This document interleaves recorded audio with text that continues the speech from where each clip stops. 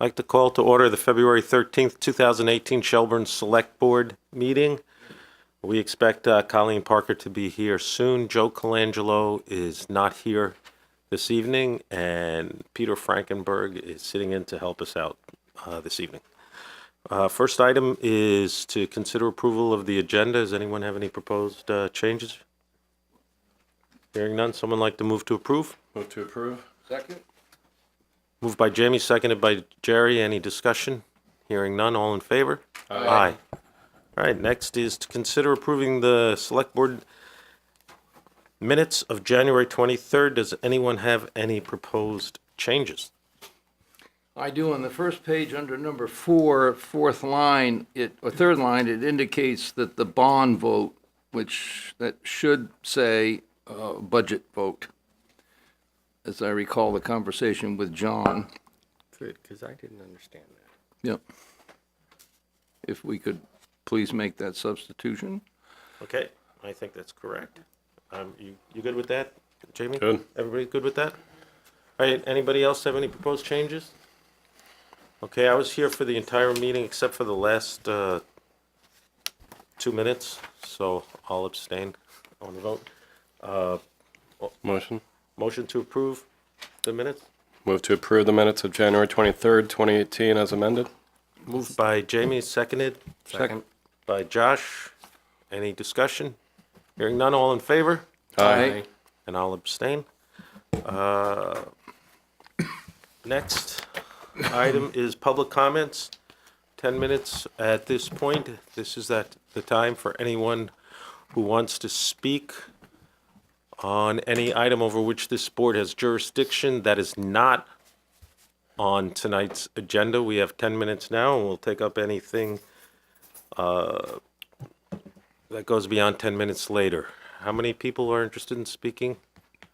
1, 2, 3. Great. Each got 3 minutes. Gail, why don't you go first? This is about an item that's not on the agenda, and I basically have a question. It came to my attention today that there's been some dumping on the property that's adjacent to the teddy bear factory. If you could take the road beyond the barn, and that there's dumping of sort of snow that's been gathered from roads. That's a property that's on McCabe's Brook, and McCabe's Brook is really in danger of becoming another MS4, and I'm wondering what we know about it and what authority we might have about it, so that we could take care of it before it becomes a greater issue. Thanks. I don't know anything about it. Anybody on the board know anything about it? No. All right, well, let's, Peter, if you could make a note for Joe to follow up. Thanks for bringing it to our Yeah, attention. and I will personally be out of town for the rest of the week, but I'm available on my cell phone or on and the Natural Resources Committee meets tomorrow night. So if there's any way to get any feedback from anyone, including perhaps Chris, by tomorrow, I can make sure that that information is conveyed to Natural Resources. Okay, you mean Chris Robinson, right? Yes. Okay. Thank you. Sure. All right, Dr. Metz, did you have your hand up? Yes, but I'll yield to. Actually, my question was the very one that was posed. Yes. Okay, great. Dr. Metz. Could the chair or any other member of the select board explain just exactly how the Colleen Haig Award is chosen, how the recipient is chosen? It's not quite clear to me how that works. We're going to have an executive session tonight when we'll be discussing it. In the past, it's always been done, well, always, we've had 1 year so far. It was done by majority vote last year. Majority vote of the select board. Yes, a determination by the select board. And frankly, I can't even remember. I think it was unanimous last year, but I can't remember. Is your question how or metrics or what? I mean, what? Well, I presume the nominations are taken into account, some of which went directly to the town clerk, I believe. So I don't know whether that's available tonight to the select board, those that went directly to the to the town clerk, to the town manager rather, and some were posted in the Shelburne News, and I don't know what weight is given to letters that are sent to the Shelburne News and Front Porch Forum. So I just wonder what your good question, Dr. Dean, as to how the decision is made, but what is weighted to help make that decision by the select board? That's my question. Okay, thanks. As I said, we'll be discussing it. Yeah.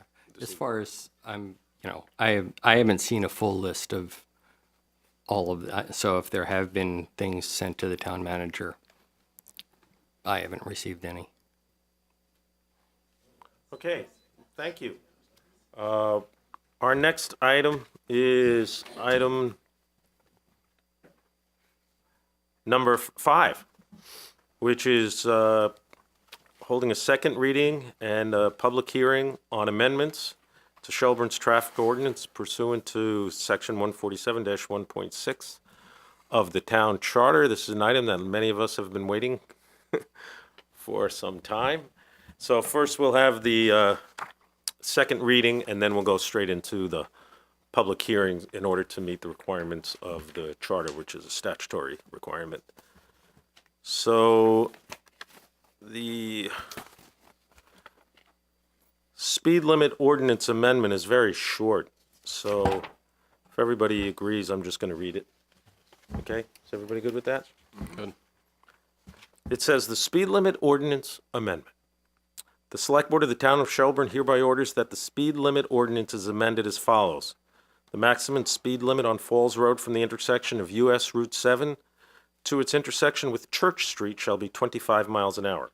The maximum speed limit on Falls Road from its intersection with Church Street to its intersection with Marset Road shall be 30 miles per hour. The maximum speed limit on Marset Road from the intersection of US Route 7 to its intersection with Falls Road shall be 30 miles per hour. The maximum speed limit on Falls Road from its intersection with Marset Road to Thompson Road shall be 30 miles per hour. Approved this blank day of February 2018. And then there's signature blocks for all the select board members and a line for it to be received and recorded by our town clerk, Diana Vachon. So, does anyone have any other comments in regard to the second reading? And if not, we can go directly into the public hearing where we'll take all comments. People, if you want to make comments now on the second reading, you can, but you'll have a full opportunity as soon as we go into the public hearing also. Just trying to expedite things. Is everybody good with that? No, wait until. Everybody good with that? In that case, I will officially open the public hearing on this item. And since I just read it, the proposed amendment, I'd entertain a motion to read it by title, so I don't have to read it again. Moved by Colleen, seconded by Jerry. Any discussion? Hearing none, all in favor? Aye. All right. This is the culmination of many years' work.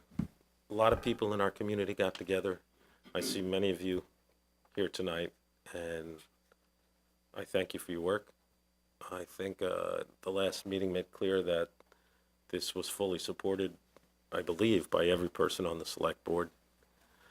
I know there's interest in the community about it. I was interviewed by Fox and ABC today, and I spoke about the cooperation of all the people involved here and thanked Joe Colangelo in particular, who did a great job, and I also thanked Jessica Brumstead for her reaching out to Legislative Council and others to assist with this. This is a departure from some of the standards that the town has adhered to in the past in regard to the 85th percentile. In my 9 years on the board, this has come up way long before this community group was assembled.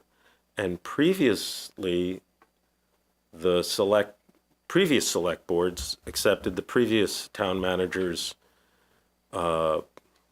caution that we couldn't do anything about it because of these regulations. And now it appears we can do something about it. And I really tip my cap to Joe for really helping organize what's been done, the lot of work that he put in, and I tip my cap to Jeff and the Zanattis and others, and Jerry, who was part of that group, to make what I think is a real positive change to address safety concerns in the village core and hopefully improve the vitality of that entire area. So that's my little intro on this. I do want to read for the record a couple of things to make it part of the minutes to help ensure that this is enforceable.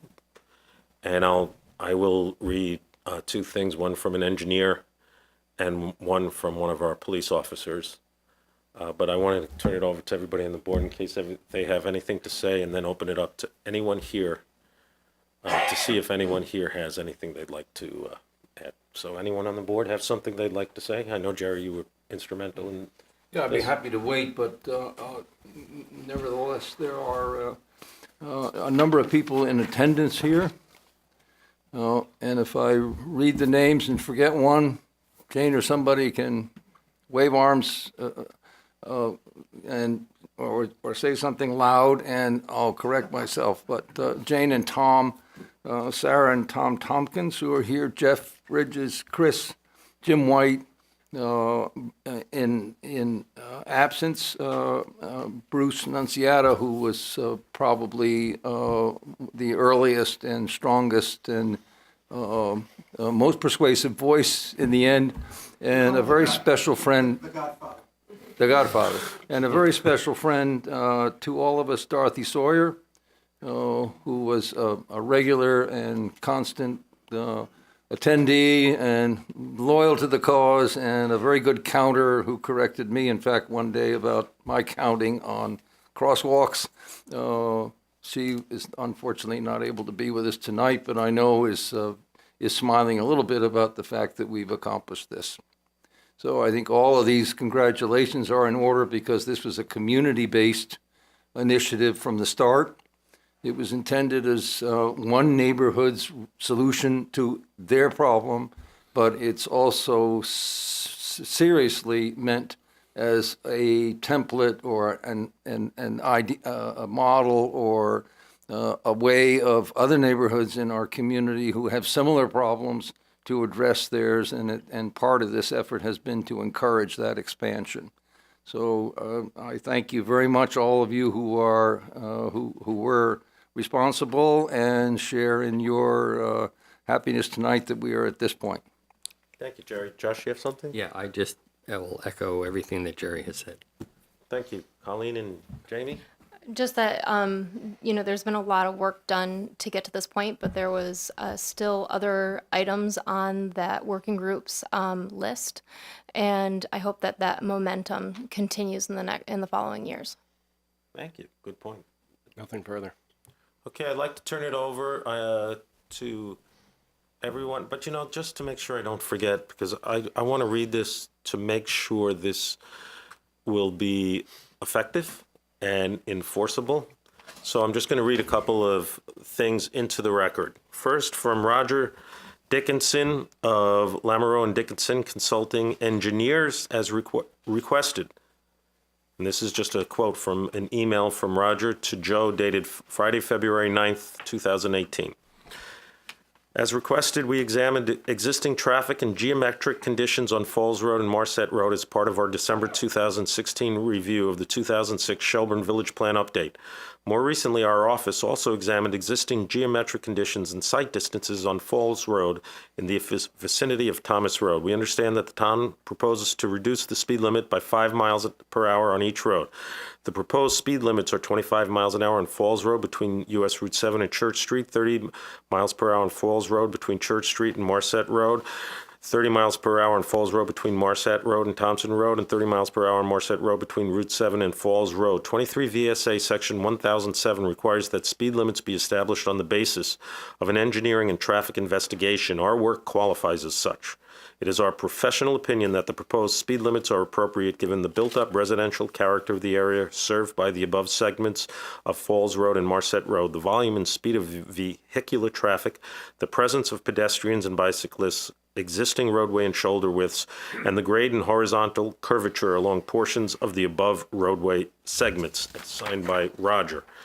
And then I have a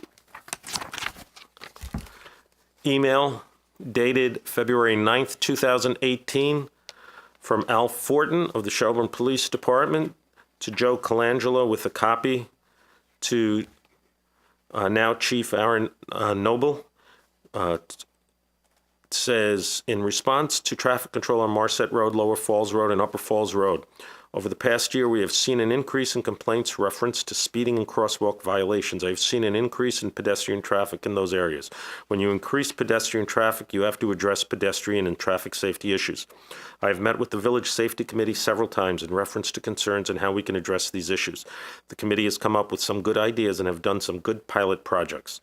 The police department has tried to address these issues with a few different methods of controlling both crosswalks and speed. Thanks, Lieutenant Alan Fortin, Shelburne Police Department. So that's in the record now. So if I'd like to please turn it over, and I understand that Jeff is going to make a statement also. Would you like to start, Jeff? Sure.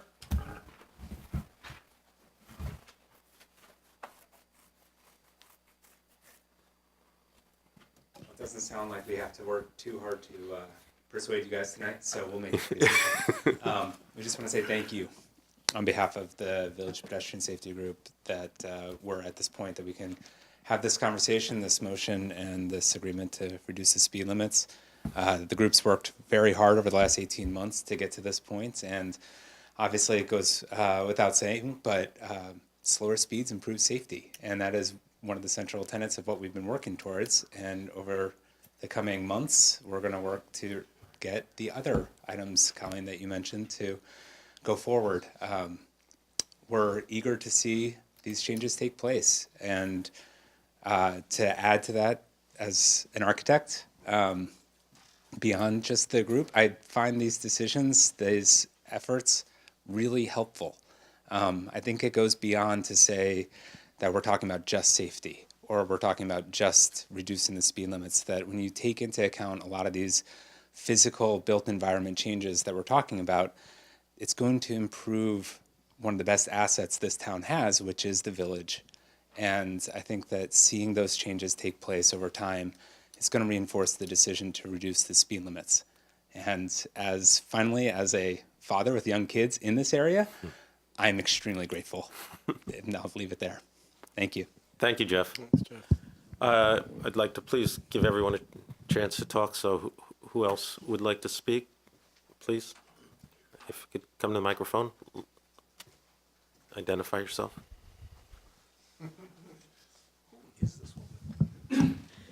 Linda Reel, Falls Road.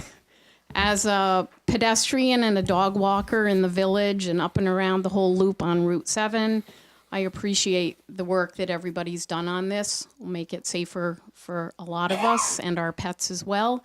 I know Bruce and Dorothy couldn't be here tonight, so I just want to give a special shout out to them. The two of them have worked with community members on more things than just pedestrian safety, so thanks to Bruce and Dorothy too.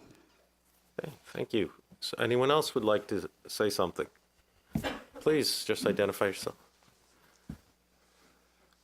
Jim White, Hillside Terrace. I want to thank the Select Board for your support. I especially want to thank Jerry and Joe, who have been champions during this whole process. And I wanted to just read a couple of lines from a 2017 report by the National Conference of State Legislatures. Quote, "A small reduction in speed can mean the difference between life and death for pedestrians. Average death risk for a pedestrian is 10% at 23 miles an hour impact speed. It's 25% at 32 miles an hour, and it's 50% at 42 miles per hour." This was of interest to me because I was walking my dog this afternoon on Falls Road, and as we passed the radar, a car went by clocking at 41 miles an hour. So this is really going to make a difference, and I thank you. Thank you, Jim. Is there anyone else who would like to say something on this? Anyone else on the select board like to say something on this during the public hearing portion? If not, I'd entertain a motion to close the public hearing. So moved. Moved by Colleen and seconded by Jerry. Any discussion? Hearing none, all in favor? Aye. I would entertain a motion now to amend Shelburne speed limit ordinance as proposed and sign the amended ordinance. So moved. Second. Moved enthusiastically by Jerry and seconded by Josh. That's a fair adverb to use, isn't it? Any discussion? Hearing none, all in favor? Aye. Passes, people.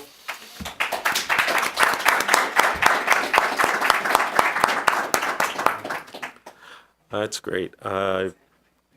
Going to send I promised the reporter who spoke to me today that I would text her so she could get it on the news that it passed. So I'll do that in a second. All right. Oh, let's sign this right now, okay? Sure.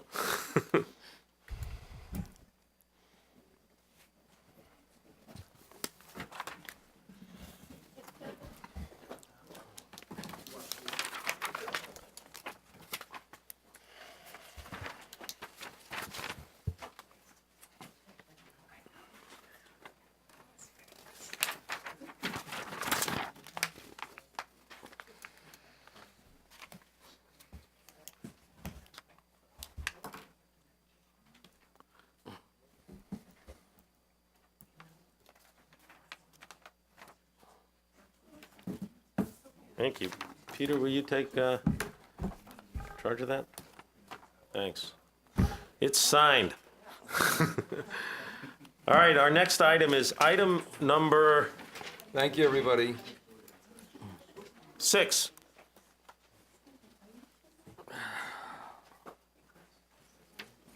Consider approving the Tree City USA application as requested by the Tree Advisory Committee. Gail, are you, where's Gail? Right there.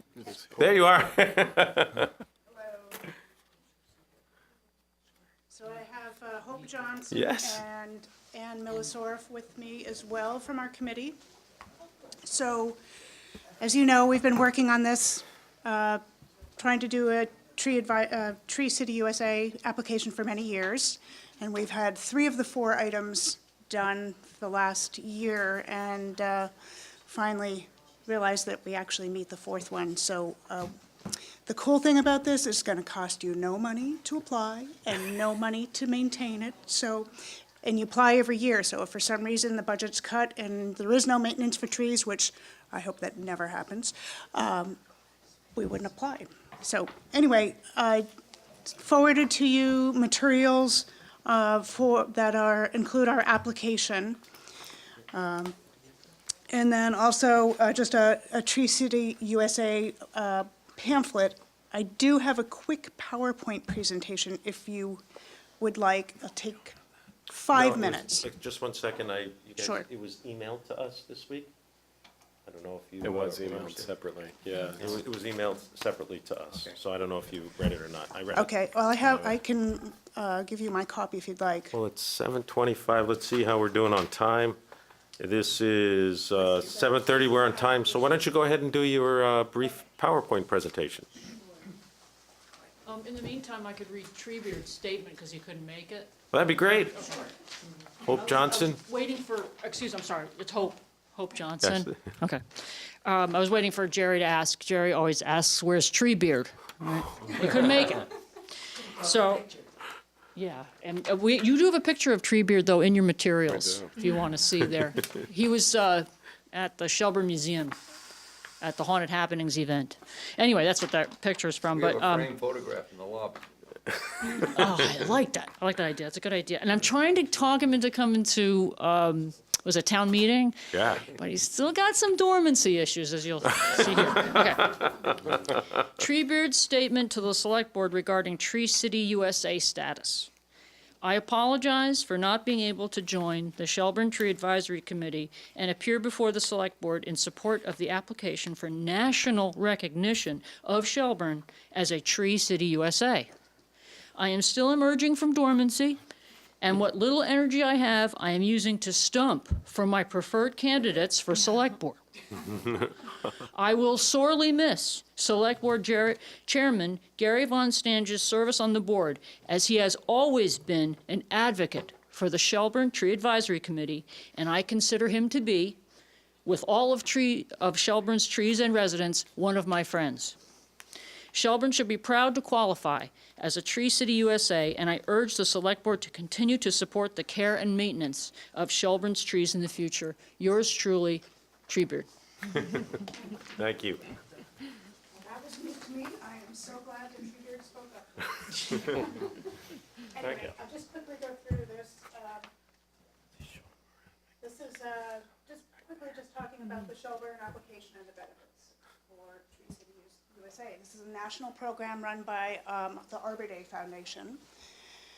So I'll talk quickly about the value of the trees, the Tree City USA program, the benefits to Shelburne, the standards for applying, and our application. So value. Obviously, trees have lots of value. They're great green infrastructure in our community for all sorts of great benefits. It helps the health of our community. It creates a legacy. A lot of people come to Shelburne because we're a beautiful place to be with lots of trees. And we believe it's a wise investment, as so does Tree City USA. It also provides humans instinctively prefer to be in environments where the natural settings, it increases employee productivity.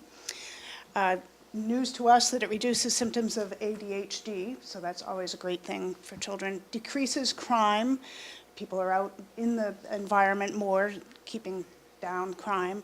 And eases stress and anxiety. People just really, it's really calming having lots of trees in your landscape. It also increases property values. Streets with trees on them are more desirable for people to come to your community, shop, visit, stay, recreate, and spend more money. Gail, can I just stop you for 1 second, just to follow up on your comment about peace and serenity? Yes. I just received a text that I'd like to share with everyone. Hi, Gary. It's from Joe Colangelo. When appropriate, can you inform people that my wife and I welcomed a baby boy into the world today? Everyone is doing great. Oh, nice. So. I just thought the peace and serenity with the baby, That's was perfect. perfect. Well, it won't be peace and serenity anymore, but Yeah, we should plant a tree now. we have a program for that. So just quickly, obviously, the value of trees just helps with greenhouse environment and greenhouse gases, and helps to reduce air conditioning. I didn't realize 100 trees can equal approximately 1,000 air conditioners. I don't know whether we use that many here in Vermont, but it's worth a shot. This was very interesting. 100 mature trees can catch over 200,000 gallons of rainwater, stormwater. So they are very important in our environment, and I know the Planning Commission is already working on this, and we hope to work with them more on this.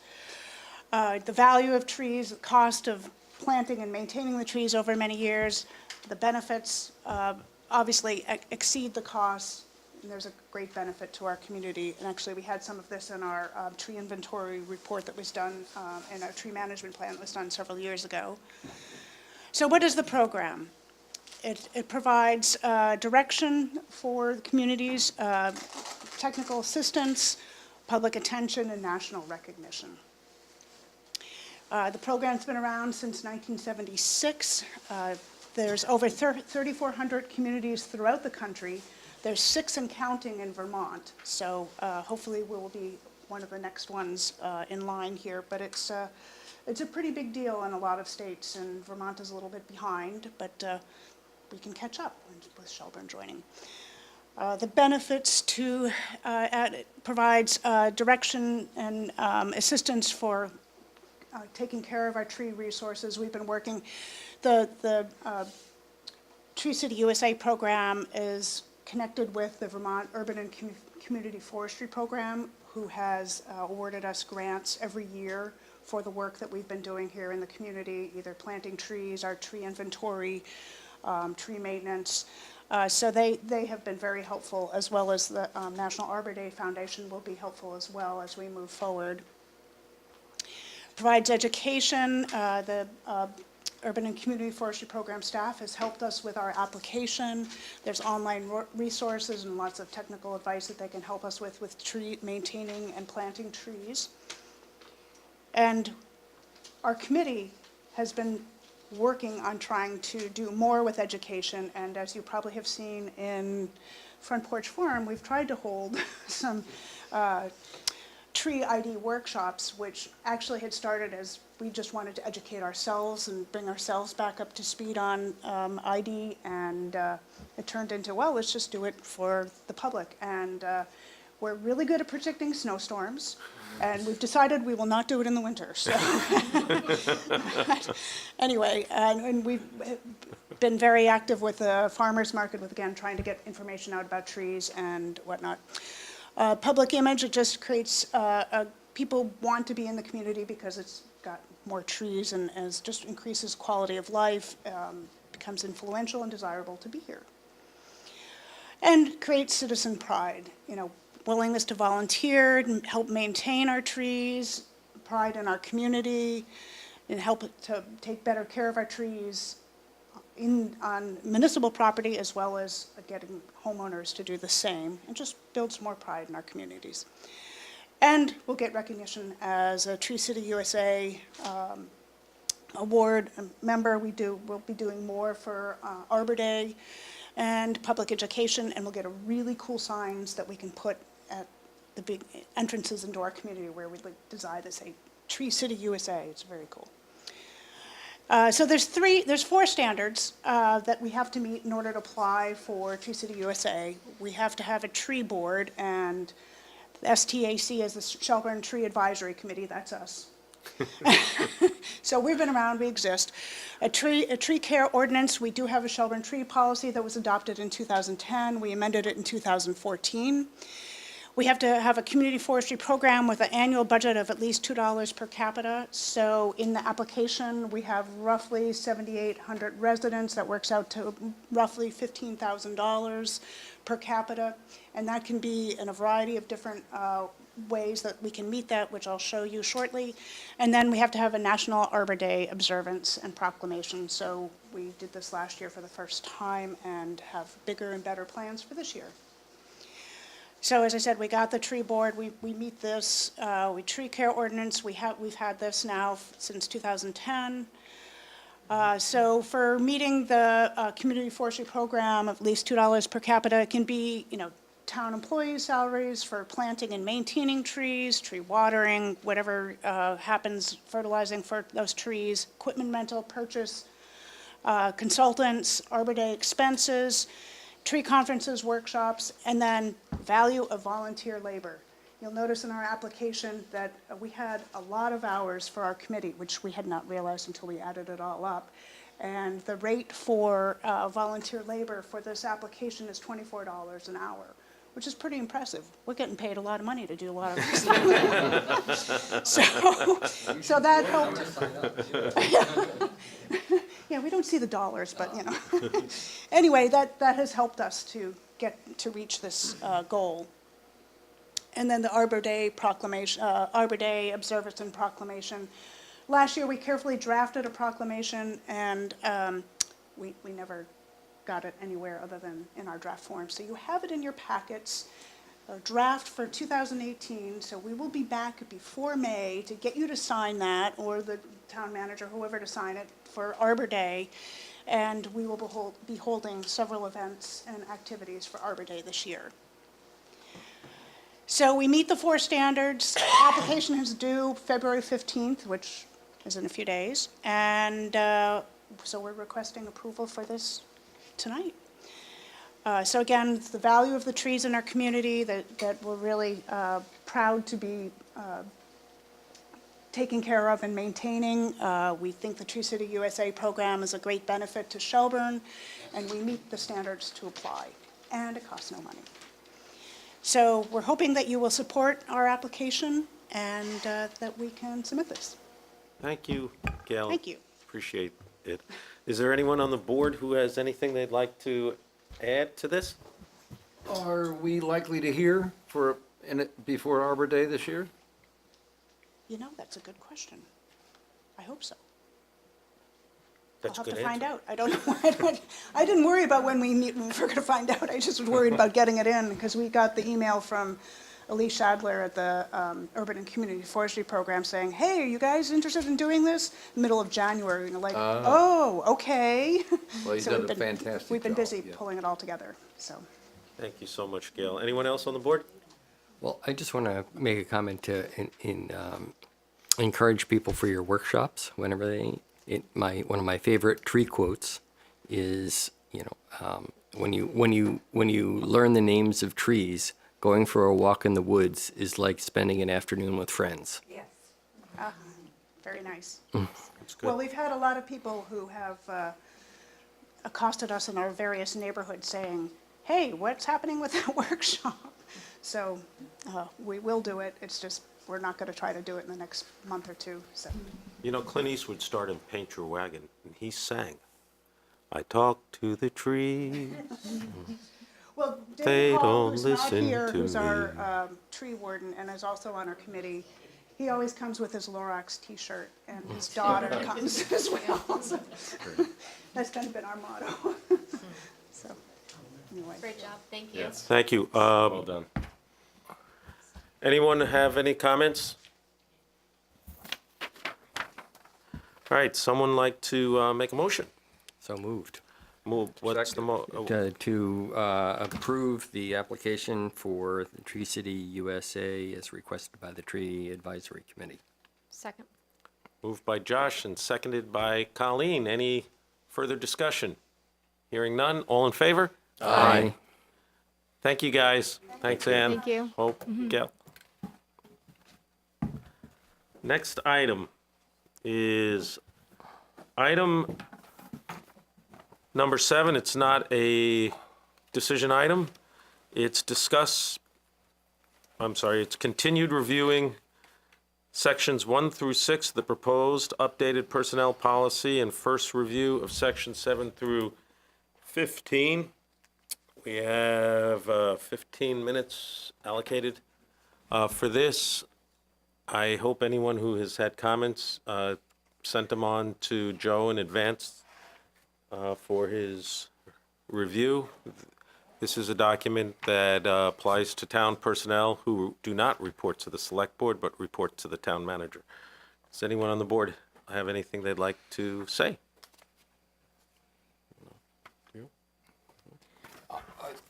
Yeah, there are probably several things to talk about. I'm not sure first whether exactly which board members submitted comments. Did any of us other than Josh and I? No. No? No, I Okay. gave my comments in public. Okay. Well, that helps a little bit. We've spent some time not knowing that. The two of us have spent some time, and Josh will speak to changes that he yet recommends. And I think it might be easier. My personal hope is that we could move to the remaining sections next meeting and potentially adopt this at that time. That would mean finishing with, as a suggestion, finishing with comments about 1 through 6, although one of the sections in 1 through 6 is definitions, and clearly that might have to be revisited once you do 7 through 14. But I would hope that's the schedule that we could be on, and I think that's Joe's expectation as a result. So I'll pass it over to Josh for his presentation. Okay, rather than, there were a lot of comments, we addressed some of them. Rather than, I don't think we want to spend the time going through them one by one. I think there may be some value in sitting down and trying to understand it. As I've spoken before, I think, first of all, I have to say that neither being an HR person nor an attorney, I'm somewhat limited in my ability to speak definitively on any of these things, but I'm reasonably good at doing research, and I do have some concerns about some of the items which I have put through, and there is, on I think the version of the policy that's linked to the agenda has two versions. My comments are in the second part of that version. My concerns revolve mostly around some of the language that's it's still in the version that was presented as labeled staff, in that there are some concerns that the language may not meet the sort of guidance of the National Labor Relations Board. And I think what the most important thing, if I can just read one comment, and this is from actually the Vermont League of Cities and Towns, that suggested that any personnel policies that contain any reference to just cause for dismissal or types of conduct that would warrant dismissal are somewhat problematic, and there are a number of sections in here that still meet that rule. Secondly, there was an issue that seemed to be missing from this about there's a section on fraud, which doesn't address any concerns about fraud by the town clerk, and I think that needs to be addressed.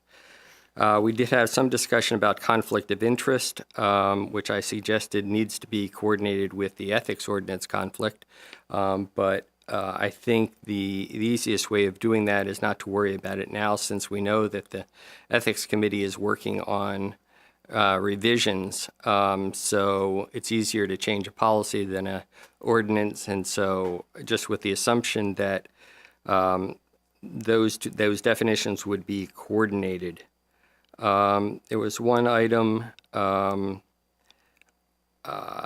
about I won't even, we'll move on. There are a bunch of references in sections 1 to 6, which then go to sections 8 to 15. So we'll need to make sure that happens. And probably the other biggest one of the items in here was there's a section on workplace recording that I suggested be eliminated due to evidence I found that suggests that the NLRB says there really cannot be any blanket ban on workplace recording. So I think that's another issue to be addressed. So as I said, I don't think it's worthwhile to necessarily go through this in by in. I mean, as you'll see in the budget review later on, we've spent $10,000 in lawyers' time reviewing this. So I don't have access to any of those comments, so I don't know really where that fits into here. But I don't think we really want to spend a lot of more of that expense looking at this. But I would like to continue working on this section, and then the next section. I'm certainly not prepared to move on to the other section, but hopefully that will happen at the next meeting. As my knowledge from the last meeting was, we would not be reviewing 715 this meeting. Jamie or Colleen, do you have anything to? Does this include your input as well, Jerry? Yeah, maybe It's a little confusing to see which Well, red line reflects what. I think frankly, we were not quite expecting the fact that we would be the only two on this substantially. So let me kind of sum up.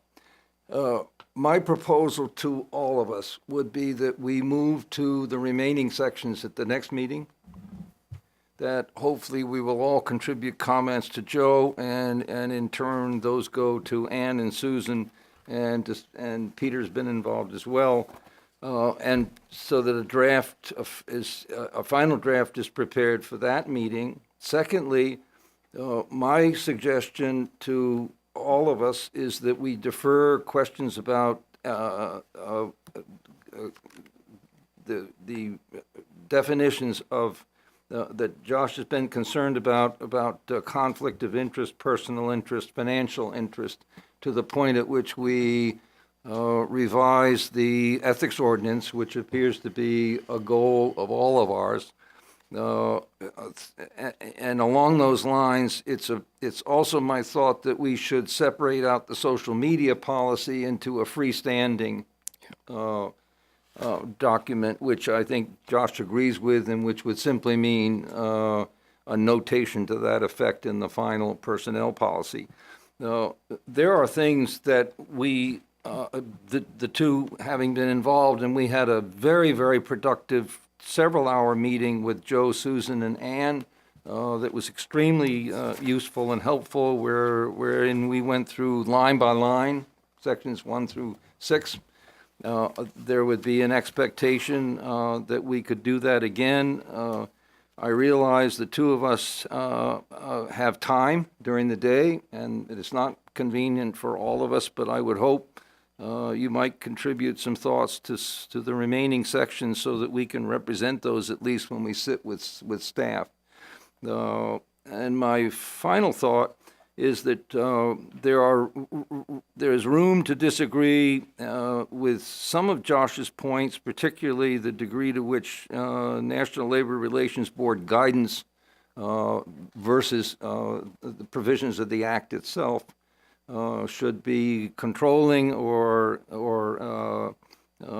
adhered to in strict form. There's some difference of opinion between us, just so that the board is aware about the degree to which a personnel policy is management or staff friendly, and whether there are differences. And having been a professional manager for so many years, you can imagine where my bias is.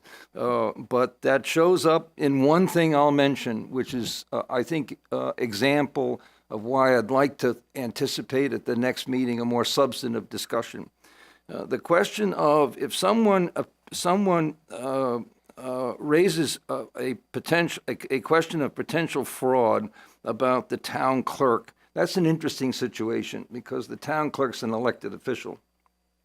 The policy calls for that to go through the town manager, which on the one hand is symmetrical with all of the other provisions regarding like charges. It was Josh's thought, and we've discussed it at some length, that it should go to the board direct. The interesting point of view here is, and I'll simply offer it, it isn't a solution, that from a staff point of view, it's best to separate out potential political influences, in which case the town clerk as an elected official is that potential charge or allegation is best treated by a professional staff member before it's submitted to a political board, elected board. There is, on the other hand, a feeling of fraternity or uniqueness in that there are only so many elected officials. Shouldn't they be the judges of themselves? That's a really interesting question. It's a minor piece. It's a sentence buried deep in policy, but it doesn't need to be revisited ever again. The draft is that it goes through the town manager. My point is, these are really interesting questions, some of them, and I'd look forward to at the next meeting an extended discussion of the remainder. So again, we'd like to defer the ethics ordinance, the ethics questions, definitional questions, to a near date revision. We'd like to separate out social media as a standalone to be treated later.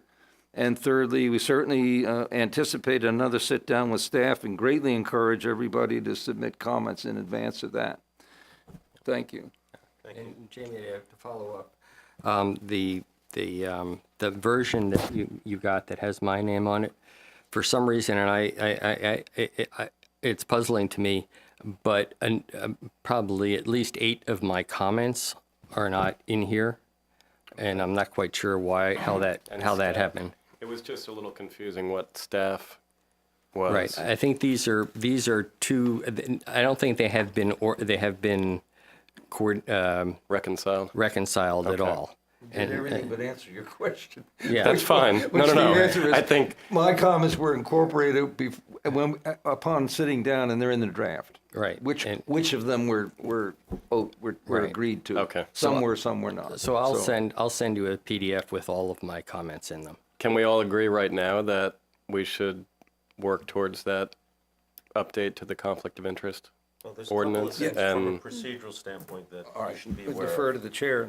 The Ethics Committee, I do understand, is looking at the ordinance, but the Ethics Committee has zero power to change the ordinance. It is the Selectboard who has the power to change the ordinance. So whatever the Ethics Committee might or might not give to the then Selectboard will have to be reviewed. And then any amendment to an ordinance must go through the same process as the adoption of an ordinance, which requires a first reading, a second reading, and a public hearing. So if you are going to defer sections in a personnel policy to the passage of a possible amended ethics ordinance, and please consider that it took about 4 years to pass the original ethics ordinance, and it took about 2 years to pass the amended ethics ordinance. Passage of whatever changes might be suggested, plus whatever changes the select board might have, might really not be something that's going to take place in a few weeks. Right. I was not clear. Josh has made recommended changes in the language, particularly definition of conflict of interest, personal interest, financial interest, all of which terms appear in the policy. My idea would be to approve those as they are in the draft. And were the revision of the ethics ordinance to result in definitions that are different or contrary or in some way it's felt conflicting, then we could return at a future point to a policy which does not require the extensive hearings and whatnot. That was the idea, Okay. and I'm sorry I wasn't No, clear no, enough. I understand now. One other thing, of course, the ethics ordinance applies to a different group of people than the personnel Right. policy. Entirely different set of bodies. So, Yeah. yes, Public officials and there is a versus philosophical point here that there is difference of opinion here. And that is, to what extent should the select board be trying to change the personnel policy? And that's why I stated at the beginning that personnel report to the town manager and not to the select board. And so my personal belief is any changes that the select board might have to the personnel policy, if they are rejected by the town manager, unless there is an overwhelming reason why the select board would want to go against the town manager, because the personnel report to the town manager, I think the select board should be deferring to the town manager's decision on it. Well, Which I I think actually that go ahead. Go ahead. I probably think that's probably what Jerry was saying. Was In- that, do you agree with that? You know, I'm anxious that we not succumb to some problems we don't really have. I think our problem is some disappointment, frankly, I will personally say, that there's not been as much input as I would have preferred. And I condition that very quickly by saying, I know not all of us can meet during the day with staff. So, and you can only kind of sit down with staff and go line by line. It's very hard to do this, sending out material, certainly the way I do it on an iPhone. I'm first to acknowledge that. But on the other hand, there are 30-some pages. And some changes redound to other sections. So it isn't as much as you get 3 done, you're done. And so my point is, some of what Josh has recommended will ultimately not be supported by maybe anyone else. Some of what he has recommended, I think, should be discussed. And we've had an opportunity to discuss some of it, but not the rest of it, because it's the remaining 7 sections. I don't know how long. And some town of manager's which, gonna like the be gone. social media, I think we should take that out and deal with that in its own principal form as a decision. As Yeah. a standalone policy? Yeah, Okay. yeah. Because, I mean, that's what we had started doing. And so since there's a section in here which relates to that and there are some inconsistencies, I think the Cleaner most to we can just- do in the personnel policy is just refer to this. But secondly, I think, I may have a difference of opinion about the role of the select board here, in that if in fact it's the select board's responsibility to review and approve this personnel policy, I think it's important that the select board have a significant input into it, because by and large, the select board is responsible for the well-being of the town, and that does include the town employees. And so I think it's really important that the select board, if they have the responsibility of approving the personnel policy, then there is a comfort level that, one, the personnel policy represents the culture and the essence of the town. And because from my discussions with HR people, one of the points of a personnel policy or manual is to explain to employees what the town believes in. And so I think that is a important part of what the select board can contribute to this whole process. Does anyone else have any comments? Can I ask just one last quick one? Sure. The other factor is staff fatigue. Staff has been at this for months, and there's a point at which you'd like to see closure, just for the sake of it. So I'm a little sensitive as well to the fact that staff has put a lot of hours. Peter can attest to some of them, Joe and Ann and Susan especially. And they have a draft potential final policy for adoption, which appears wholesale ready. And I'm anxious that they get some encouragement that within a certain time frame we're going to finish our side of the job. So is it fair, Thank you. Is it fair to say that if we are going at the next meeting to seek to try to adopt a policy, that perhaps the best way to go forward is to have any comments that any of us have be sent to Joe in advance, so he can prepare a document to all of us to say, this is what I think it should be, and then any person who wants to amend it, change it, eliminate something, can make those comments, and we can have that substantive discussion. We can sit with staff, and when the document arrives at the meeting, it's final. It's its final draft. Hopefully we can get there. Hopefully. But if we're all okay with moving social media and deferring the ethics thing, which are two big items that we can just simply so- take off the table. Peter, do you have any idea when Joe might be coming back? I mean, it's just a baby. And it's the second one, but anyway. I mean, right. Already had a dog. I've not heard, no. I'm ignoring all that. No, that's a good summary, Gary. I appreciate that. Okay. I think you're right. There's no other way to really do it in the time constraint unless, right? I Yeah, mean, you can let's- only provide input to Joe, and if we don't have a final document for the next package, then it won't be approved by the select board, Yeah, right? I don't, yeah. Let's hope it can get done. All right, are we ready to go forward? Okay. Oh, wait, does anybody have any comments here? Okay, hearing none, let's move to the next item, which is item number 8. Discuss potential Vermont Community Development Program grant application on behalf of Shelburne Wood Cooperative. And Dean, are you taking this, puppy? Oh. Jeremiah is. Jeremiah Hill, there you are. How are you, Jeremiah? Thank you for coming. Thanks for allocating the time for me. board of the Shelburne Mobile Home Park Co-op. Let's see here. Is it already? There we go.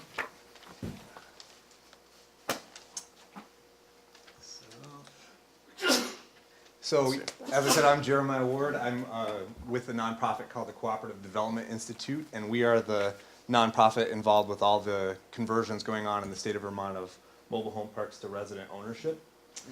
We work not just in Vermont, but now in New York and the rest of New England, except for New Hampshire, where they have been doing this since the 80s. So they're their own island of awesomeness down there. Anyway, so I've been working with Shelburne Wood residents since 2012, and they're immensely successful. They're actually the envy of the rest of probably the resident-owned communities that I work with in the state of Vermont, because they got a really good deal, they have new infrastructure, and it's just a success story. So now, moving forward, we have this opportunity and a challenge, which is there's 14 acres in the east side of the parcel, which there's an agreement between the Shelburne Wood Co-op and Pomerleau Family Real Estate to do something, to not just let it lie fallow. So the co-op gets a first chance to shape that development, and if the co-op doesn't do anything, then Pomerleau Family Real Estate will be able to come in and shape the development. They have that option. So obviously it's to the benefit of the residents to try to shape it first and set the terms. And what the co-op wants to do is to expand the stock of manufactured and modular housing on that 14-acre parcel. This doesn't mean it's a expanded single, or it doesn't necessarily mean it's all within one parcel. It's probably going to go in the direction of a secondary community with a subdivided parcel, but that's to be determined. But the benefit for that for the residents is it preserves the existing high quality of life that they have, rather than an unknown quantity back there, or possibly dozens of units of multifamily stick-built apartments. This is the same kind of housing. It's even if it's a second parcel developed as a manufactured housing park, it would be part of the same cooperative culture. The board of directors would have a say in the selection process. They'd be part of the same community, even though there'd be two legal parcels. So there's that advantage there. And then it's an advantage to the Shelburne community because it's an extremely affordable housing option. Right now, the fair market rent in the statistical area that is, Burlington, South Burlington, Shelburne is $1,400 per month for a 2-bedroom, and we're able to do, basically do infill development of Energy Star rated, high quality manufactured housing for around $900 a month, and that includes not just the mortgage, the lot rent, taxes, and insurance. So it's 36% cheaper, and it's quality, and it's the stability of home ownership. So I have a handout I'll distribute after, so you can see this a little closer, but to the left, you see all the units of the current mobile home park. And this is a sketch that was done by Civil Engineering Associates on behalf of Champlain Housing Trust. They were exploring this concept as well, possibly doing a Vermont modular community. And it's nothing set in stone. And this is a possibility of 29 home sites. And it could go up, could go down, it can be adjusted using the actual engineering study that is part of this planning grant that we're looking to apply to VCDP for. So it's nothing set in stone. The actual planning grant that we're requesting would be studying a way to configure the property that works for the interests of Shelburne Wood Mobile Home Co-op residents and to the town of Shelburne. And yeah, the request is essentially for the town of Shelburne to sponsor a VCDP, Vermont Community Development and Planning Grant application to study the creation of this secondary manufactured housing community in that 14-acre parcel. And the co-op would raise the 25% match out of its own equity and out of additional grant funding. So there's no cost involved to the town. And the other caveat is right now the time frame with Pomerleau Family Real Estate, requires at least a subdivision application in play by the end of September 2018. I doubt we'll be at that point going down this path. So the use of grant funds would be contingent upon me going back to Pomerleau Family Real Estate and trying to extend that time frame. And it's easier for me to go back and have that discussion if there's something like this in play with the town and with the co-op. And just some ideas on implementation, time frame wise. So we've already had initial discussions with Champlain Housing Trust about ingress and egress through Harrington Village. Nothing's set in stone, but it's on their radar. And then we have a whole network of nonprofit and state lenders that we would apply to for permanent funding, financing, and acquisition, and construction financing. And then there is a potential, it's already on Vermont Housing and Conservation Board's radar, the affordable housing bonds that have just been issued, or that program that has just been launched recently. There's a potential use of that financing for this project if it gains traction. And that's it. I'll leave it there and take any questions. Thank you very much, Jeremiah. I will say that you brought up something that I know Colleen and I were on the board when we were able to get this done, and Jamie was on the planning commission when we worked with the planning commission with the Vermont homes, which were recognized nationally as a program that Shelburne led, and Dean, of course, had a huge part in that also, as did Joe. And that was very much a success, and this is a further expansion in a way of that affordable housing platform that we were able to bring about. That was a big plus for that Shelburne led the way on that. And yeah, the community it's tight knit, and the quality of the homes increases every year, and it's just a success story that we want to build off of. So this wouldn't cost the town anything to go forward with Correct. this? Yep. But you need a town sponsor in order to Right. do it? Yep. Right. The town has done this before in a couple of ways. We did it with the Lake Champlain when they needed $1 million grant from the federal government, and we worked with them in order to do it. Yeah, and in this case, the planning grant that capped the maximum ask is $40,000. It's unlikely we would even ask that much for competitiveness' sake. So it's not even a big project at this point. It's just the money to put together for an engineer to really study the different options. This isn't a decision item tonight. Can you No. give us a little idea about timing? So VCDP has 4 rolling meetings per year. So, if we could put pieces together, and I have included in this packet, which has the slideshow, what a sample resolution would look like. But one of the target application dates, I believe, is early April. That might be ambitious. So the next one wouldn't be until, I think, August.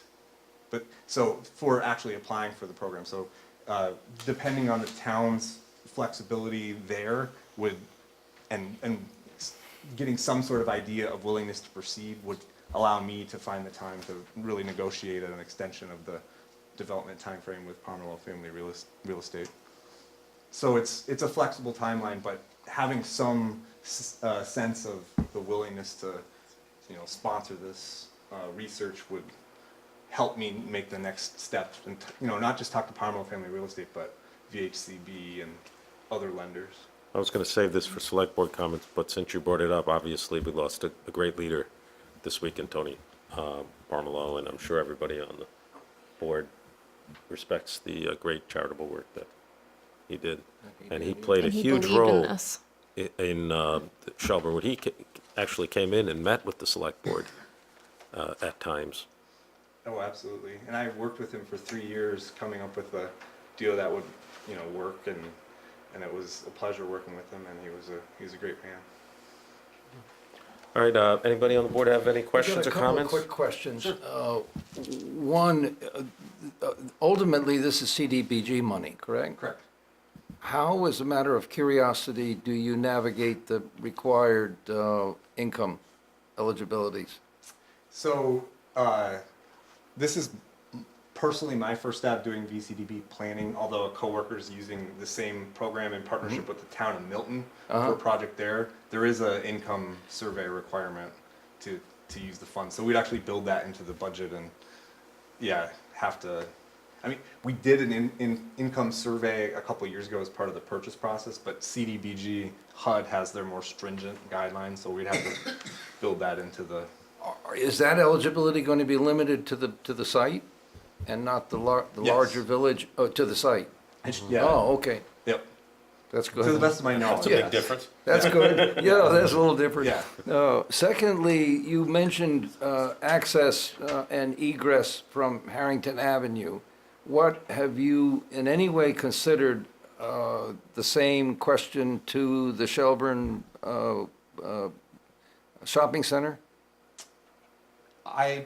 We haven't considered that directly, but that is something that would Might come you? out of the.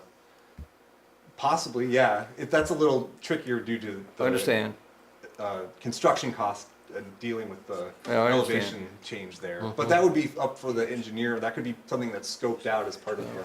I can the tell you, planning Jerry, process. that before you came on the board, that issue arose, and there were many discussions about it, and there was some significant potential costs depending on where that connection That's true. might take place. That's true. And I was fortunate to be part of some of those same discussions as a development review board member when the proposal came there. But in quality of life, village vitality, what's best for Shelburne, I think that remains a question that deserves any consideration, any further consideration than it might get. All right, thank you. Anyone Thank else? you. Yeah, I have two questions. One question and one clarification. In your sort of plot lot that you have, given that there's this potential wetlands change, and given that location, will that change in wetland designation have any effect on where your potential lots would be? A little bit. We actually did a walkthrough with an A&R wetland specialist and looked Good. at the potential impact, and it might affect a couple lots in the far east side, but I think there's enough room to reconfigure them to not lose more than one or two on that plan. Okay. It's not a substantial impact to the overall numbers of lots proposed. Okay, and the second is a clarification between the two parcels. So they would be, the whole operational system would be two separate entities rather than one. I'm just Yeah. confused So about how there's- that would work. There's a zoning ramification for an expanded manufactured housing community, and then there's a zoning ramification for creating a new one on a separate parcel. And again, that's determining which way to go in the process could be part of the scope that the engineer looks at. Okay. But from my preliminary analysis of things and conversations that the board has had and we've had with Dean, it seems like creating a second parcel and creating basically a new manufactured housing park, an entity, but it would be part of the same umbrella co-op and leadership. Would they makes be the most sense. connected? There probably would be there would have to be an emergency kind of ingress, egress, but it would be, it would be its own parcel, and the main way in and out of the new community would be, via Harrington Village. Okay. And how many units were you thinking that would fit there? The CEA plan has 29, but 29. That's to be determined. There's obviously an economy of scale, but there's nothing that's making or breaking it based on 29. But I would say in the upper 20s. Thank you. Is there anyone else from the Shelburne Co-op here who wants to speak? No, I mean, well, If you're going to speak, though, if you just please identify yourself, come to the mic, please. I would Thanks. just briefly say, whether, the Identify yourself, please. Jamie Stannis, president of the Shelburne Co-op. Thanks. The determination of whether or not it would be a separate parcel or an expansion of the existing park is all subject to whatever works best for everybody. It's as simple as that. It's, whichever makes it least complicated. And that's really all I have to add. Thank you very much. Anyone else from the co-op want to speak? Oh, I got another one of these. Yeah, plenty. Anyone else here want to speak on this item? It's not a decision item. Anyone else on the board? Oh, hi. I'm Tracy Bowden, I'm the secretary of the co-op, and we're just very excited about this possibility. That's all I wanted to say. Thanks, Thank you. Tracy. Jeremiah, anything you'd like to say in summary? Just thank you very much for the time, and please get a hold of me with any follow-up questions, and I'm happy to talk further and explore the possibility, and I hope that we can make a collaboration work. Thanks for you. coming in. Thanks. All right, our Thank you, Dean, for your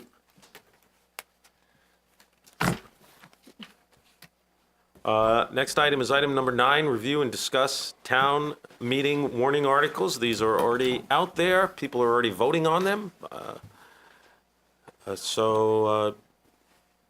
Don't know what anyone else might have to say about this. Does anyone have anything to say? No. Anybody here have anything to say on it? All right, great. Next item. Item number 10, consider adopting a select board policy for late property tax payments. This is something that the town has had a unwritten policy for many years that was sufficient for many select boards, but we talked about having a more of a formalized policy. So who would like to take the lead on this? I guess I could. I mean, this has gone back and forth. We had some discussions. Joe and I went back and forth on wording.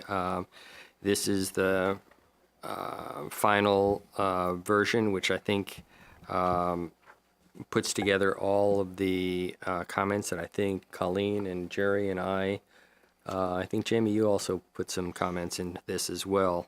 And I think it does cover them all, and it's now in a final form. I sent you an extensive email on this. Okay. I apologize for not mentioning that.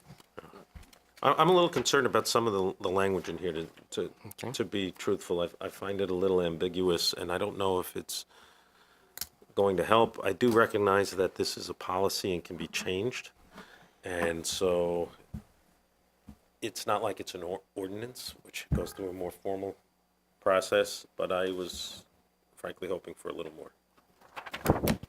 Well, maybe I can take responsibility for that. Peter and Joe and Candy and I met at some length at the last, which resulted in some changes to what previously had been a consensus draft, because all members contributed. And you recall at one point we had a composite. Those particular things I'd like to point out, because those are fairly new. You'll notice the footnote at the bottom of the page. This is an attribution to Tom Tompkins, who pointed out correctly that there's an inconsistency with the charter and town practice here in terms of the timing of review, which is unavoidable in a sense. We decided, Tom, because you can't schedule board meetings as quickly enough to meet that time frame. This is kind of an awkward way to deal with it. It basically acknowledges the town isn't following its own charter. And furthermore, to make things worse, it has a reason not to. But there's kind of no other way around it unless you want to seriously consider a charter change. As well, Joe has called our attention to the fact that under number 7, there was a general agreement in the group to remove utility. So it would read taxes, tax bills, and removing the ES and utility. My general comment is that the attempt here was to lay out, for the benefit of two bodies, the more important of which, frankly, to me, is staff, because they're the front line. They're the ones who get the requests.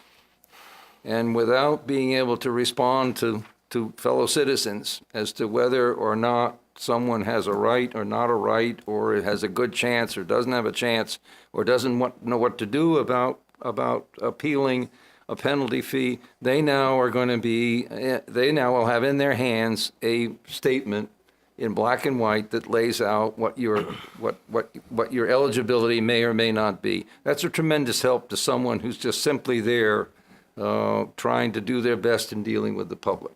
The second body that benefits, it seems to me right now, is the board, because it will should provide for some consistency in decision making. You will recall we had 2 cases over the late winter about which I don't think there was complete satisfaction, and we lacked a policy to that effect. And you'll recall that sparked this interest.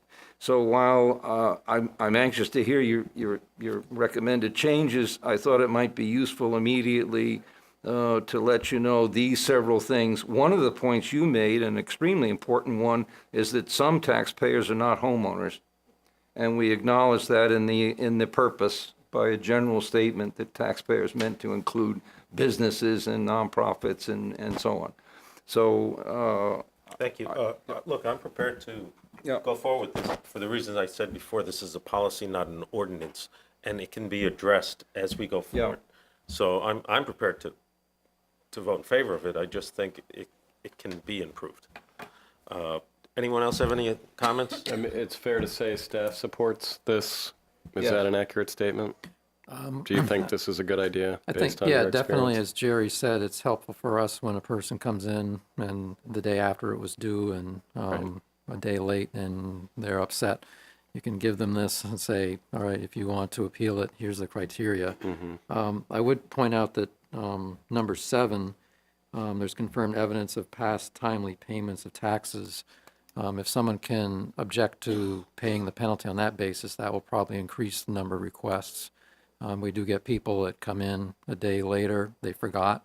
The way I read this, they could appeal to the board under provision 7, so I expect there would be more requests for waiver on that basis. I mean, could we come up with, I agree, I mean, I think there's a clarification. The purpose was, it wasn't, my understanding that wasn't a standalone.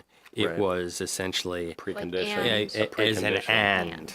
Yeah. But I almost think like I thought the phrasing was going to be something to the effect of that they had not had, a history of non-payments or late payments. This is almost different because you could say, well, for a year I paid my taxes on time, and sure, the year before I had plenty of late payments. That's an excellent point. And I Yeah, think that's a really good point, that's where we were. It was that to ensure that people weren't continually Taking late, advantage of taking it. advantage of. Yeah. So I think, Peter, that's a great observation that I think. But there's more to it than just that. It's under the procedure. The second sentence says the following criteria will be used by the select board as just cause justifications.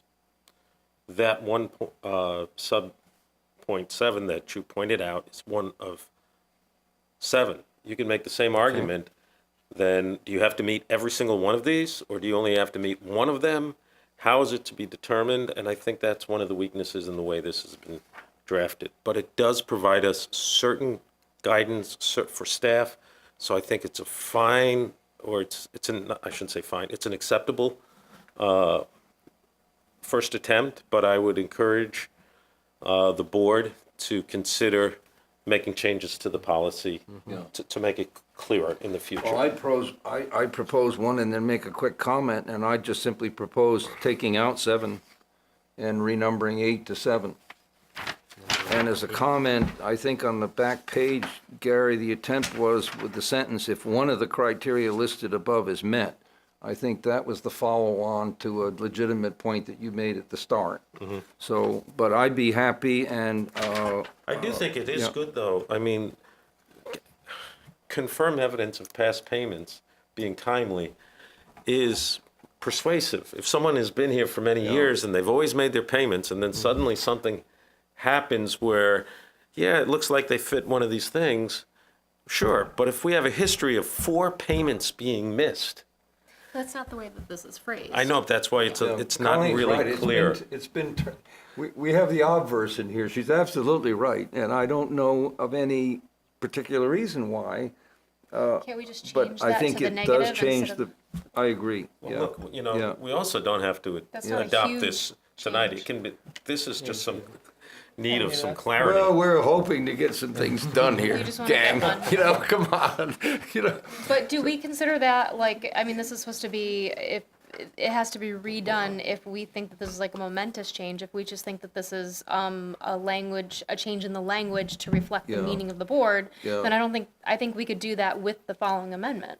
You know, So we could just amend to say, take out 7, and at a point in time, we can revisit it if we think the issue is is you know, substantive. being I mean, abused. I think Peter makes a very good point, and I think, unfortunately, I think the other way to go is you have to kind of decide on how many payments, how long, and then in whose name were they always, it gets, you know, when you go past the most immediate one, it gets a little, administrative burdensome, you know. So let's get to the chase. Do you want to approve this by removing 7? I'd amend it by removing 7 and renumbering 8 as 7. Okay, is everyone okay to go forward like that? Yeah, Sure, I think that's still the, Yeah, I do think that The feeling of 7 it. should be addressed in some way in the future. And I think one of the things that we can assume that, you know, if this is on the books, then, you know, we, as we have in the past, we can learn from experience and see what works and what doesn't. And speaking for requests we've gotten in the past, generally the property owner will always say, my history has been good. This is the first time it's happened, so I'm sure they would be providing that information anyway as part of their argument to the board. Exactly. Yeah. Okay. Okay, would someone like to make a motion to approve the policy as amended? so moved. Moved by Colleen, is there a second? Second. Seconded by Josh, and for Mary Ann's understanding, that as amended means we are removing number 7 and changing the numbering of 8 to 7. Any comments from anyone here? Please go to the mic, identify yourself. By the way, when I say identify yourself, it's not for me. Linda Reel, It's for Falls Road. Mary Ann, when she does the minutes, all she has is the voice recording for most of the time. It's Linda, Falls Road. Could you read what number 1 through number 7 is? It's pretty long. Well, you can make the short version. Hey, would someone like to read it? Yeah, maybe with a little summation, Linda. The first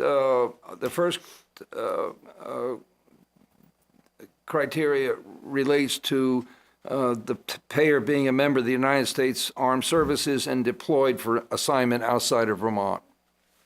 The second relates to a taxpayer experience of an unavoidable or unplanned relocation within 90 days.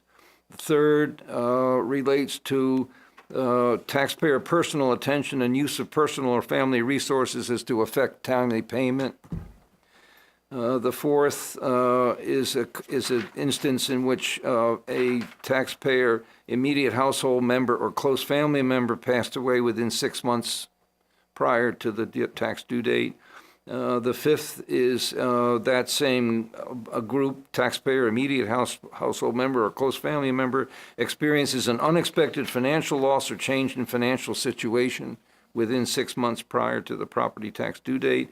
The sixth is delays in the forwarding, receiving, or clearing of the owed tax payment attributable to the operation of mails and/or the financial institutions involved which were beyond the taxpayer's control.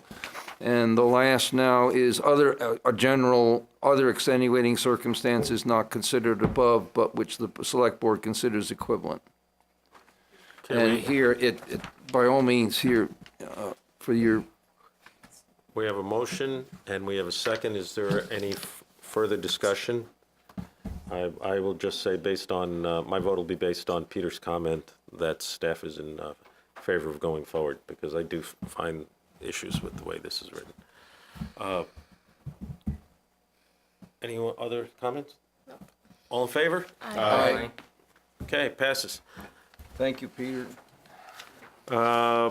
Next is item 11, consider liquor license requests per Select Board authority as Board of Liquor Control. This is a quasi-judicial proceeding pursuant to our Ethics and Conflict of Interest Ordinance. I ask if anyone on the board has any conflicts in regard to any of these places which is listed on the sheet that was here for us at the bottom.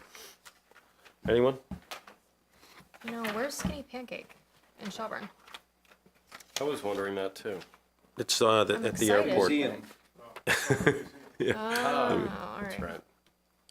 I like eating at all these places and drinking. I like them all. All right, I understand all of these. I think some of us saw some of the emails that went around. They've all been vetted and all meet the criteria. The places, I'll just read them, are for Archie's Grill, Bangkok Minute, Thai Cafe, Buono Appetito, Champlain Lane, Chef Lou's House, Inn at Shelburne Farms, La Villa, Shelburne Fieldhouse, Shelburne Tap House, Skinny Pancake, Green Pasture Meats, Kinney Drug, Shelburne Meat Market, Walgreens, Archie's Grill again, Bangkok Minute, Thai Cafe. These are for different type of permits. Bueno, Appetito, Champlain Lanes, and La Villa. So, I'd like to, Move to close the hearing? I've officially opened the hearing with this right now. That was just a little That was background. the background. You want a motion to? Someone like to, anyone Motion have to any? close the hearing? No, I've already opened the hearing. Does anyone have any comments about any of these licenses? No. Anyone here have any comments about any of the licenses? If not, I'd enter a motion to close the hearing. So moved. Moved by Colleen, seconded by Jerry. Any discussion? Hearing none, all in favor? Aye. Aye. Someone like to make a motion?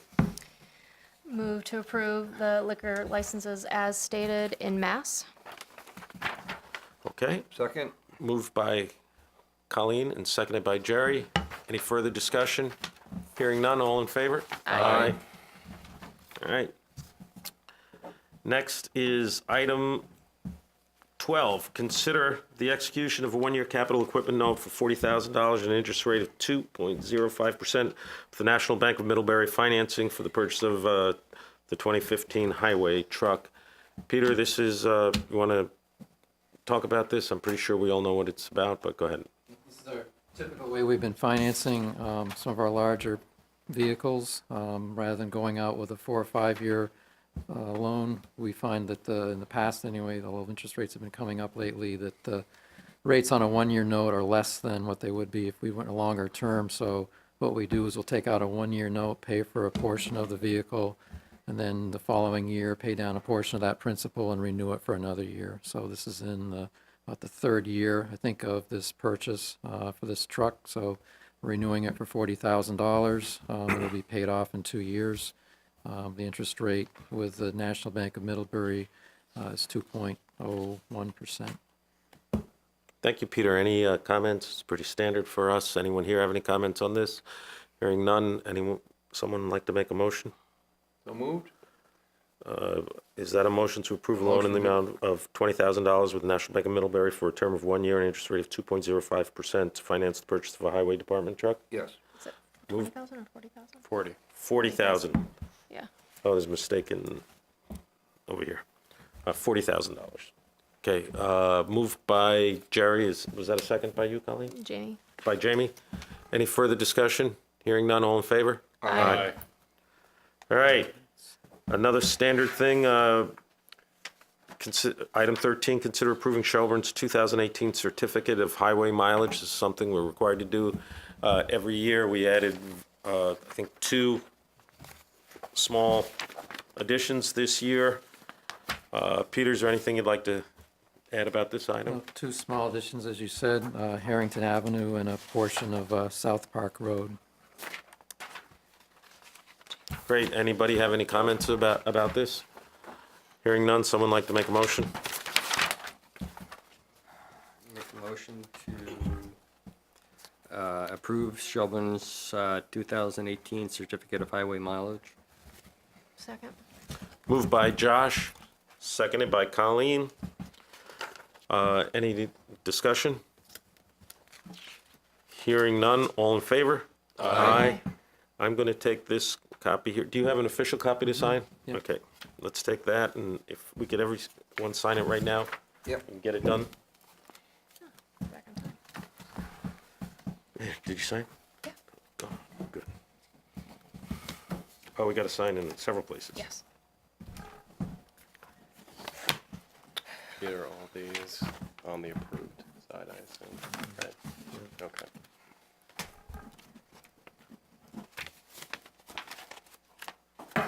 Here you go, this is for these. No. This is for the highway mileage. Here, there's 4 places to sign on that one, Jerry. Oh, you want to sign this one?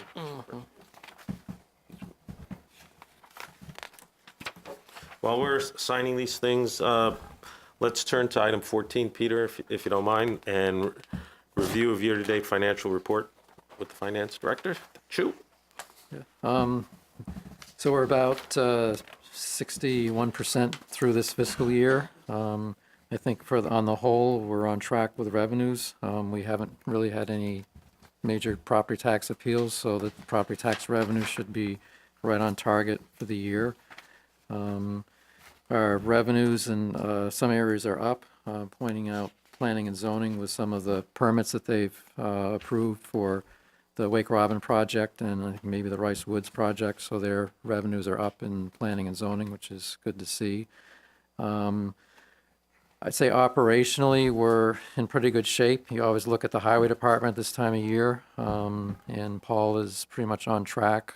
He's had some storms that have come in with a lot more salt purchases, but again, he manages things so that he does have contingencies if that goes over budget. Some of his capital projects that he defers until the spring or early summer, he would modify those accordingly. So I think we're in good shape there.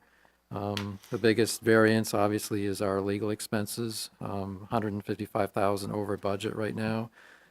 We do see some offsets to that, though, that would help mitigate that, and we'll certainly be looking at that and also working with department heads as we have the last year or so to look at their budgets between now and June and try to bring us back on target. But I don't really see anything other than our legal expenses that cause any concern at this point, being significantly over budget. Thank you, Peter. Any comments by the select board? If not, Dr. Metz? I'd just ask if you could repeat that the legal expenses. Did you have a total figure of 155,000? Did I hear that right? Over budget, yes. 155,000 over budget. Is that correct? Yeah. Okay. Any more comments? Okay, our next item is, we finished public comments before select board comments. Josh? I don't have anything. Jerry? I have just one quick one. It might have been made when we discussed the matters on the warrant, but we did commit as a board to an public information session on the dispatch item. And in conversations with Joe, for the reasons that he was out of pocket, obviously, no date has been selected for that yet. But I'm very hopeful that in the next few days, upon his return, we'll select a date, possibly even a Saturday, for a public information session on, and to include presentations on pro and con on the dispatch question, and in advance of our town vote, obviously. And I think, frankly, my view is that it shouldn't be just the board meeting, the next board meeting. I'm hopeful that we would have a session specific and only involving discussion of the dispatch article. Thanks, Jerry. Colleen, anything? Just that I just wanted to give a shout out to the school district in the way that they've been handling cancellations in the last year specifically. And it's hard to make decisions like that where you cancel school for an entire population of kids based on the prediction of a storm. And to make that decision, you're always going to get a complaint one way or the other. But I remember, as a mother with small children, remember being at work and finding out that the school was going to close early and scrambling to either try and get home or find somebody to take care of my children that were going to be getting off the bus at 10 instead of the predictable 3. And knowing the night before and being able to make plans at least 12 to 14 hours in advance is not only, I think, better for family and work responsibilities, but also just safer for the children. Being at work and being afraid that a school bus might go off the road and stressing about that versus knowing that the children are safe at home is a huge relief. So thank you very much to everyone who makes those decisions. Oh, thanks. Here. Thank you. Jamie, quick thank you and call out to the town and the school district as well. I saw a neat update in the weekly note from Scott Sevo, who's the principal at SCS. There's a new partnership apparently between the police department where they're randomly riding along school buses. I'll read this too. The focus is to educate drivers, motorists, and families about the safest possible transportation of our students on the roads, giving motorists ample time to respond to their lights and signs before releasing students. I just thought it was a neat program, collaborating partnership. Caught my eye, so thank you to the police department and the town for doing that. Great, thank And you. we did not talk at all about what our comments were going to be. That was interesting. I That saw was it in the completely weekly different. update, and I thought it was notable. Thanks, I have nothing. Peter, are you going to do anything for the town manager report? Nope, I didn't have Okay, anything. we've already told everybody baby. about the baby. Yeah. Everybody's good? All right, so that's the manager's report, the most important one he's ever had. Point of order, Mr. Chairman. Did I miss something? Or did you skip the second public comment That's section? only if it's necessary. We didn't use the 10 minutes up in the original one when everyone had the opportunity to speak. I would like an opportunity to speak Okay, again. well, okay, that would be not in the normal procedure, but I'm happy if everybody else on the board is happy. Sure, of course. To do that. So go ahead. And I don't mean to be obnoxiously persistent, although I'm sure I am. However, I still don't have an answer to my original question. I got circumlocution that you're going to discuss the Colleen Haig Award, but I asked for criteria that you're going to use. Now, you must have some criteria because that's what presumably that's what you're going to discuss. So I'm asking for criteria that you use to select the recipient, and I'm also asking what you use for sources to consider the eligible people. Could I please have an answer to those two? It doesn't seem difficult. Okay, does anyone on the board like to respond? I don't know if Yeah, I don't know. I can try to respond. I think it's a fair question because I did a little bit of research on this and I saw two, and I didn't spend time on this. I literally looked at the town's website, saw a caption that described the previous award and some examples of what the criteria are.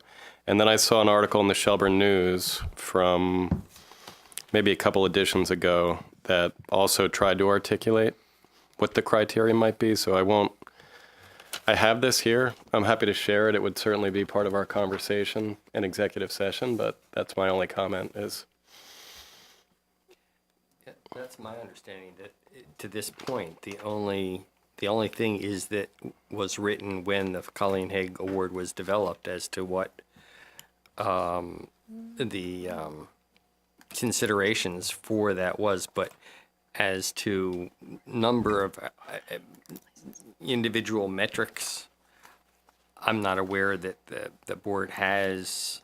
I mean, we've only done it once before, and my memory's a bit weak as to what happened. I mean, if it seems reasonable thing to actually come up with those kind of specific metrics. I don't think there's any necessary, even though it's on the item today, I think we could discuss it. I don't think a selection has to be made tonight, and so maybe that's a good idea to have that discussion about what actually the specific criteria are. So, Dr. Metz, may I answer too? So my recollection of the spirit of the Colleen Hegg Award was to bestow it upon someone who, through volunteer work, and there was not a degree or a length of time attached to that, but a degree of volunteer work to the residents of the town of Shelburne. And I think that it was, I remember the discussion that we had when we first came up with this it was hard to delineate exactly, specific terms. Like, should we say it's 20 years of service to the town or being present in the town? Well, at what point, is there somebody who exhibited such a degree of dedication to the town that would outweigh a lesser degree of dedication, but a longer term? And as far as recommendations, it was through verbal recommendations to the town manager, to members of the select board, Front Porch Forum, and the Shelburne newspaper, is how it was originally set up.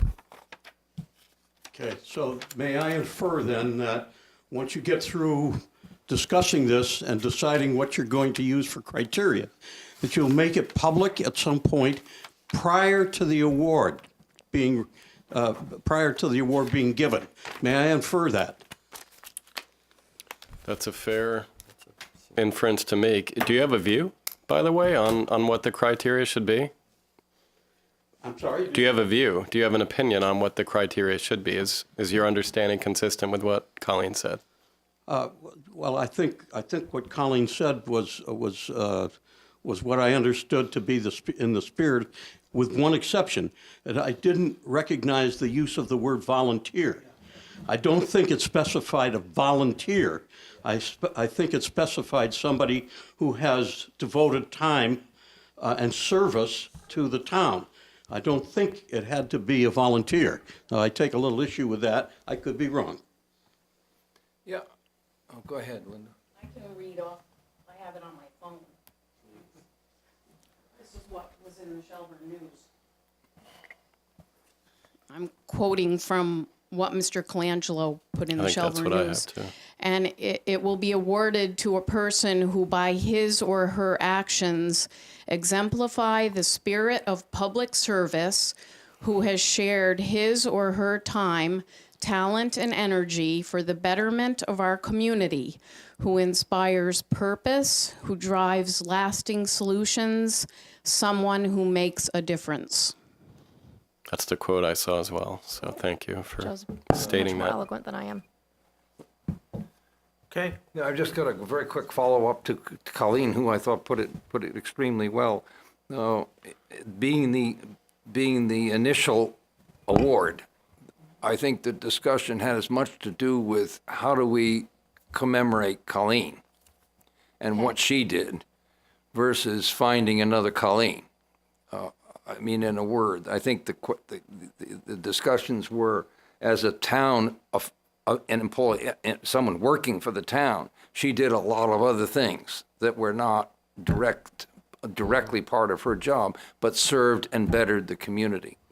And I think the difficulty, frankly, when you sit and think about the next awardee, is whether you're continually looking for a replica of Colleen, or whether you're focused on what types of service to the community, either in a job working for the town, or a combination of that and volunteering, or volunteering had the same impact and lasting benefit to the town.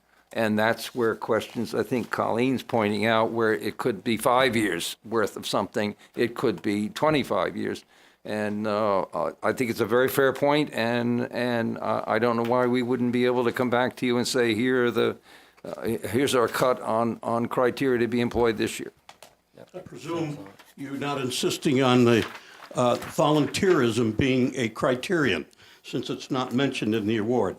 I don't think that assumption I has wouldn't make been that, no, discussed yet. because she volunteered, for instance, in setting up the Honduran initiative. That was voluntary, and I think our appreciation at that time of Colleen was that she didn't go home and, like I do, watch TV sports. she went home and volunteered to do another 4 hours for some other group or effort that benefited Shelburne. And that seemed to me to be the essential purpose Spirit. of memorializing whomever But it was. frankly, You know, we've never, it doesn't seem like that we have a lack of, at least last year, we didn't have a lack of people that would qualify. It was more of, shoot, there's probably like 5 people I'd like to give the award to. yeah. And it was just, it was more difficult to try and figure out which one to narrow it down to, more than trying to find somebody to fit into a mold. Right. And I think the answer to your question is that, as you say, there's no requirement. The volunteer part of that isn't stated as a requirement, but it's assumed that that probably is one of, it could be one of the. That does a superlative job above and beyond the normal. Yeah. That's actually, for example, a town employee. Someone who correct. goes above and beyond, Yeah. beyond what anybody could expect. It could be that. But it could be a school employee, it could be a local business Correct. owner. There's Correct. no, it Correct. was the combination of someone who had such an understand. impact, was so inventive and imaginative in the things she sponsored over a long period of time. Well, we'll discuss this in Yeah. executive A session. number of because there people could they be differences touched, of or opinion lives they about that. changed. Yeah. All right, so we have a few items for executive session. We'll take them one at a time. The first one involves legal strategy in the matter of Vermont Railways. Josh, you've recused yourself from this item. Are you, Yes, I will continue to recuse myself. okay, pursuant to the ordinance for this item, then will you please leave the room while we discuss it? Discuss the. Going Excuse into me? executive session on the motion. The ordinance requires it, and I'm just asking if you're going to do it. That's fine, if that, I mean, it seems, that hasn't been the process in the past, but if you think making that motion, I can certainly sit in the audience. I would be, the ordinance requires leaving the room. Fine. Thank you. All right, and we'll call you back. Trying to make people happy. Okay, so let's do, someone like to make a, first I'll read the entire item. Consider entering executive sessions under the provisions of 1 VSA 313-1, discuss legal strategy in the matter of Vermont Railway for the town of Shelburne. 2, discuss the performance and review of the town clerk and her related requests for salary adjustment. 3, discuss the Colleen Haig Award. 4, discuss legal strategy vis-a-vis the Conservation Law Foundation's appeal of Shelburne's WWTP permits. Are you gonna invite Peter? And, well, that's the Oh, that's second not motion. part of the- That's, I was just reading the item. You ready for a motion? I'm ready for the first Okay. motion, yeah. I move that premature general knowledge of the following 2 matters would place the town of Shelburne at a substantial disadvantage. 1, the town's litigation strategy in the matter of Vermont Railways, Inc. versus Could you town vote? Okay, of just do the railway. Shelburne related to the possibility of a non-court ordered mediation between the 2 parties, and the appeal filed with the Second Circuit would place the town of Shelburne. Is that how that's drafted? Involved at a substantial disadvantage. At a substantial disadvantage. Okay, so we have a motion by Jamie, seconded by Colleen. Any discussion? Hearing none, all in favor? Aye. Aye, and let's just go to the motion for that part of it. And please, before you go on, please include inviting the town attorney to participate by telephone. And Peter. Okay. I move to enter executive session and invite the town attorney and Peter Frankenberg to discuss the town's litigation strategy in the matter of Vermont Railways, Inc. versus Town of Shelburne related to the possibility of a non-court ordered mediation between the 2 parties and the appeal filed with the Second Circuit. Second. Moved by Jamie, seconded by Colleen. Any discussion? Hearing none, all in favor? Aye. Aye. Josh? You want to keep going on this, Sure. Jamie? You're on a roll. I move that premature general knowledge of the following matter would place the town of Shelburne at a substantial disadvantage. Number 1, the town's legal strategy related to the Conservation Law Foundation's appeal of Shelburne's WWTP permits. Moved by Jamie. Is there a second by Colleen? Any discussion? Hearing none. All in favor? Aye. Go ahead. Do you want the town attorney at this one too? Yes, please. Okay. For all of them. I move to enter executive session and invite the town attorney and Peter Frankenberg to discuss the town's legal strategy related to the Conservation Law Foundation's appeal of Shelburne's WWTP permits. Second. Moved by Jamie, seconded by Colleen. Any discussion? Hearing none. All in favor? Aye. Last one. I move to enter executive session and invite the town attorney and Peter Frankenberg to, number 1, discuss the performance and review of the town clerk, and number 2, review nominations for the Colleen Hague Public Service Award. Okay. Just to clarify, I shouldn't have said the town attorney for all of them. Okay. Because, but it's okay to invite them. Withdraw They the won't. motion. Let's do it again. I move to enter executive session There's no second, so that's why it'll be dismissed. Go ahead. to, number 1, discuss the performance and review of the town clerk, and number 2, review nominations for the Colleen Hague Public Service Award, and invite Peter Frankenberg to join us. Thank you. Second. Moved by Jamie, seconded by Colleen. Any discussion? Hearing none. All in favor? Aye. Thanks.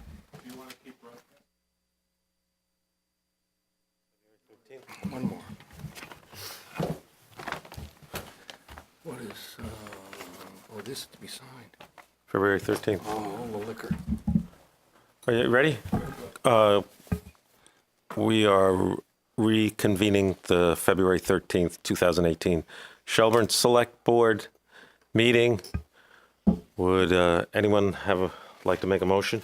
To Close executive session. session.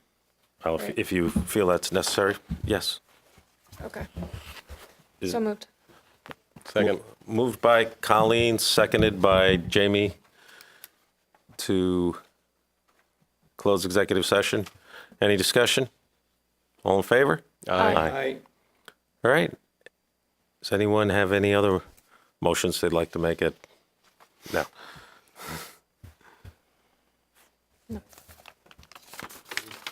No. Nope. Essentially, there were no decisions. There were no actionable decisions made in the executive session.